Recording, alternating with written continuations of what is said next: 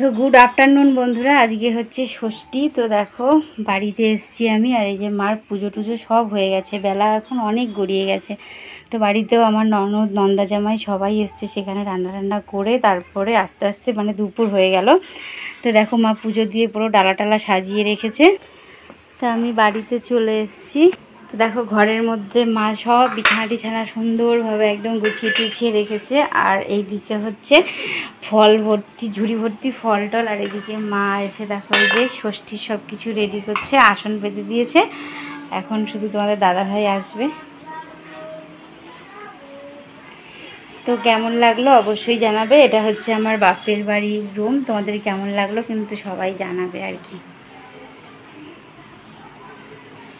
এই দেখো বৌদি হচ্ছে রান্নাঘরে হচ্ছে এই যে ফল টাল কাটছে। মানে ও না বেশি কিছু খায় না, তো আমি বললাম হালকা করে খালি প্লেটে গোছাও, অল্প করে দাও, শুধু নামমাত্র এখন ভাত খাওয়ার টাইম হয়ে গেছে, তো ভাতই খাবে।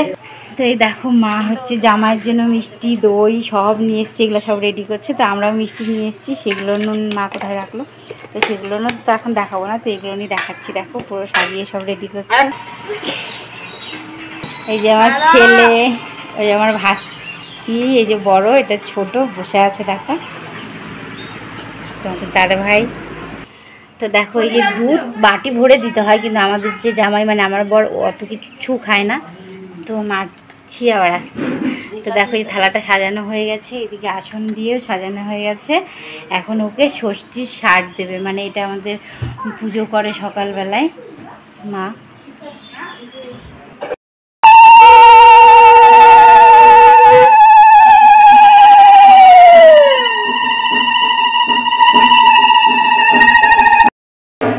যে রান্না বান্না দেখো, মা ফুলকপির রসা করেছে, আমের চাটনি করেছে, করলা আলু ভাজা, পটল ভাজা, ইলিশ মাছ হয়েছে পোস্ত দিয়ে।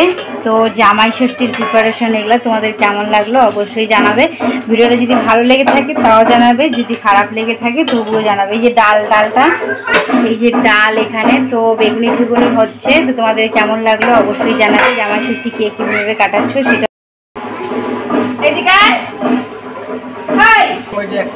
এই দেখো খাসির মাংস একেবারে সুন্দর রান্না হয়ে গেছে, মা রান্না বান্না করে রেখেছে। তো ভিডিওটা যদি ভালো লেগে থাকে অবশ্যই লাইক শেয়ার কমেন্ট করতে ভুলবে না। চ্যানেলটা যদি নতুন হয় সাবস্ক্রাইব করতে ভুলবে না। প্রিয়াঙ্কা সুইট কিচেন থেকে, প্রিয়াঙ্কার তরফ থেকে রইল অনেক ভালোবাসা।